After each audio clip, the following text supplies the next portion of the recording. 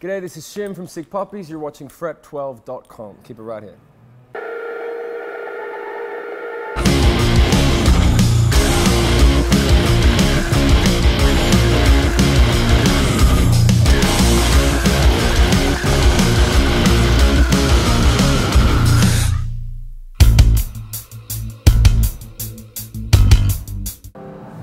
I was doing a lot of it before the band took off. When I was a kid, like 15, 16, when we started the band, I was doing acting, and that paid for a lot of the band's demos and gear and all the first couple of years' worth of stuff. And directing.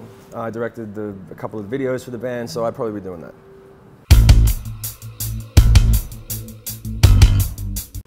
It's collaborative to a degree with the certain parts. Like the music is collaborative. Oftentimes, when it comes to lyrics and stuff, we'll co-write and everything on the lyrics, and the good thing is that the guys in the band are always, the last point is always, is this what you would sing? Is this, do you feel comfortable singing this? Is this, because we've tried to do stuff before where it's like, where it's technically good, but when I sing it, it just doesn't fly, and you can kind of hear it's not right. So usually I kind of get to say, yeah, the lyrics should be like this, because I'm the one that's got to sing them. So, but everything else, musical and melodic, usually it's not even on a song-by-song basis, but over a whole record it evens out. Sometimes Emma brings in like the Odd One riff was all her, and all the cool bass stuff that she does is all her, and that'll be like the gestation of a song. And then I'll bring in like White Balloons, which was the last song on Tripolar, which was a sort of a more sweet-sounding song, was my chord progression and my melody, and so we sort of did that. And so yeah. It just sort of happens different ways. I don't practice. I probably should. But what I usually do is I'll write a song, and then I'll learn how to play it and learn how to play it well, and then I can do it, and then that's it. And then yeah, I don't even know scales. I know what notes I'm playing, but I don't, like if I get up to like basically like, see, I never did it myself. If I'm like past that, I've got no idea where to go. That's the extent of the scale. So you own the pentatonics. That's it. I learned the pentatonic, and if I try to do a major scale, I definitely screw it up around like note 6 or 7. But because I don't, I play my solos are like 3 or 4 notes, and I just keep going. The band's moving. Sounds great. You know, I'm not gonna be doing that shit.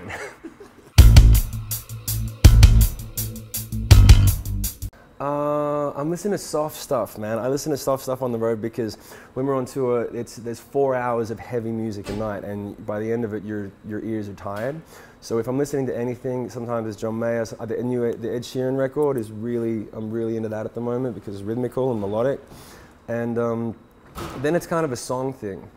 Usually it's more songs of like classic stuff, 90s stuff, Zeppelin stuff, Pink Floyd stuff, and then I listen to Bruno Mars because he throws back to the Motown stuff all the time, which is pretty much some of my favorite music.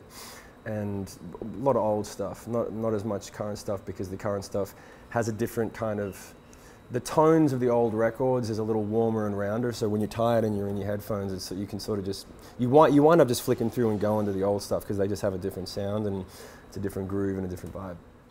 I just started getting more into records and vinyl. It's very, I'm very hypocritical when I talk about it because I'm like, yeah, man, vinyl, man, tapes all the way. But then when you just want to find the song and it's easy to flick through the MP3 player, you're lying. You're like, yeah, just put it on the iPod.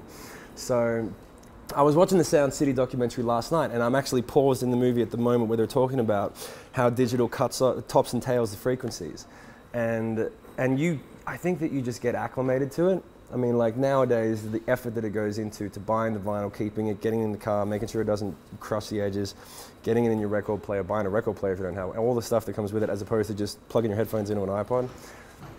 It's, you know, it's a variable. It really depends on how your day's going. Steal everything from everyone. And that's not because I'm like, I really do believe that It took me about 10 years to become any good. And the reason I think that I became better, and I'm not really good, but I'm good enough to be in a band and tour and people, you know, you can put on a show. But if you rip off everyone and learn how to do their stuff really well, and you learn from enough people and you practice their stuff, after enough time, it's sort of naturally your style comes through it. And you won't, like, when I write a riff, I'd like to think it doesn't sound like anyone else, but you can say, oh, he's influenced by Tom, he's influenced by this and that. But after enough time, you will get to the point where you have your own sound, but you need to learn through everyone else's, you know, failures and triumphs to get there, and you'll naturally get to your own sound, but you have to put in the time. And so I just say, learn everything, learn all the fun stuff. I had 3 guitar teachers when I was a kid, 2 months each, and it wasn't until I found a guy who just said, we're going to learn the songs you want to learn. And I took him a CD and he would figure it out and I'd play it, and then I was hooked. So that's the way to go. The live rig is designed to be a rock show. So it's a Marshall JCM 800 with very little in the chain, circa Tom Morello. And it's functional for the songs. It's not functional for anything else except to make the songs with the band sound good in this setup, in this incarnation. For the record, each song for the record has a slightly different tone, and we'll go through with the producer and we'll call Gibson and get different guitars, and we'll call Marshall, who endorses me, and get a few different types of heads, and then we'll experiment with different cabs that are vintage cabs and, you know, new cabs that a new company wants to test out, and they say try this. And so you plug everything in and you find the sounds and you write them all down, and then when you get to recording you go to that sound. And none of that goes on the road. But when you play all that stuff live, because of the pedals that I've got and because of the way the tone knob works and stuff, you can pretty much get there 90%, but that extra 10% with layering is what makes a record sound the way it does. But for live, you just need to be able to drop in and drop out and make it sound nice and fat and heavy and get everyone sort of pumped up. Most influential guitarist, number 1, definitely Tom Morello. Pretty much every single thing that I do, I ripped off him. Everything I do, I ripped off someone. So I told him when I met him, like, you know, and he was funny, I said, you know, I ripped off all your stuff. He said, yeah, everyone does.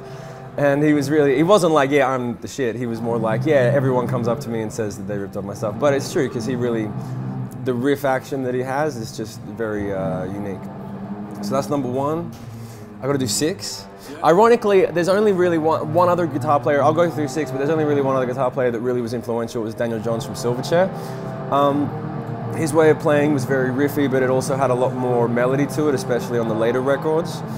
So I used to learn I learned every single Rage song and every single Silverchair song off the first 2 records for both of those acts when I was learning how to play guitar. That's pretty much how I learned.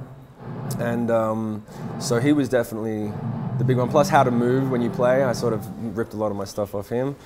Other than that, once I really got into guitar a lot more, Dimebag was big once I got into Pantera.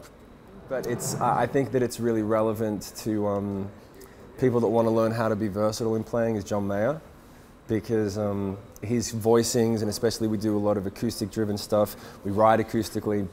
The chord shapes change the way the melody goes, which changes what the song is. So it really can be very important. Thank you. 3rd time's the charm. And how many is that? 3? 4. That's 4. Okay, who else? I'm trying to think of 6 guitar players that I give a shit about. But I really only listen. I'm not really. I really just was religious about the first 2. Who else? Nah, man. Oh, you know what? Jack White. Jack White. I saw some stuff on him, and every time I hear his stuff, the fact that it's out of tune but not incorrect is rad. The fact that you can hear it and go, it's not correct, but it just sounds awesome. And he doesn't give a shit. Great. That's great. And then Clint from Seven Dust, definitely. And I've met those guys, and I've talked about shop with them. But yeah, their stuff was definitely, in terms of the bottom end, and just the fatness and the cool stuff and the way that they would move around the notes. Yeah, that's the guy. One that like a lot of people are like, they ask like how to play it. Or you know what the funny thing is, I actually see people when I'm playing there are some kids, and I can see them, they're air guitaring and whatever, and they'll look at my guitar when a certain part comes in. So like the bridge for Riptide, is this cool little riff that's kind of like, it's a little bit Tom Morello-y, but it's got a STP vocal over the top. So that's like, it's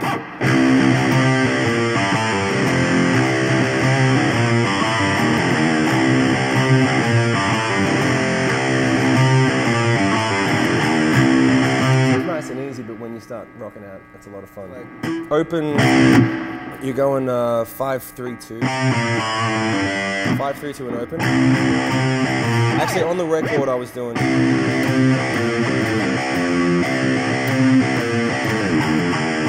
I don't do that live because I have to look at the frets and I've got to sing at the same time. So if you want to do the record version, it's up here.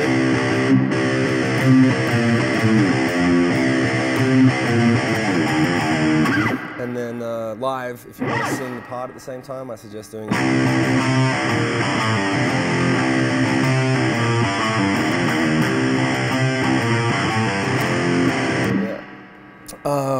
What else?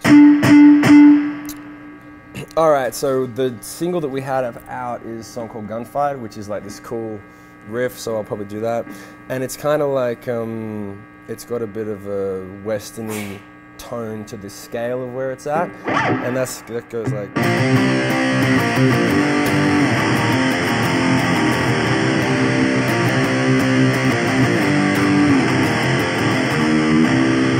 That really is Tom Morello's notes. Like, so that's like 10 and 12, 10 and 12 to 7, so, and then 3 and 5 to open.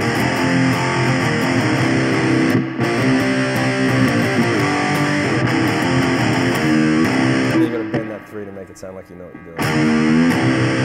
And then when you finish at the end of the song, you go. So it just sounds like you know what you're doing. Yeah, and then also, oh yeah, this cool trick that I figured out. Whenever there's a break in the song, and I need to do something that's not a solo, but it needs to sound like, okay, this is a sick trick. When you want to sound like you're shredding, but you don't know how, because I don't know how. Like if you want to be like, all that sort of stuff. If you do this, you know that, I don't know what it's called, bend it up until it's. If you do that with the wah pedal and you just go, they think you're fucking doing it. They really do. They're like, if you go, it's really sad. And then,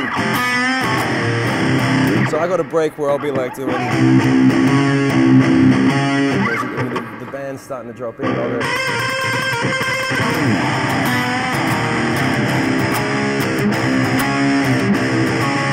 so it makes you sound like you're really good. So yeah, steal that. Get a wah pedal, and anytime you want to pretend to shred, can't do it for too long because there's only 3 notes in it, but you can do it for at least 2 bars.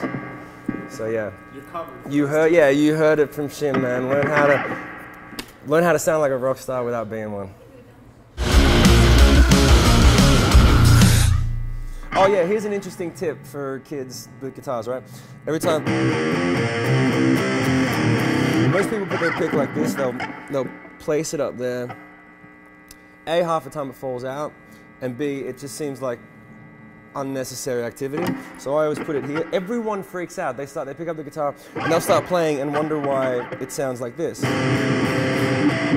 It sounds, well, terrible, because there's a pick in there. So I always put it there, and then when you start playing, just go. So yeah, no one else does that. I'm very proud of that. Everyone's always very confused. That's the only thing I can't play for shit, but I know where to put the pick.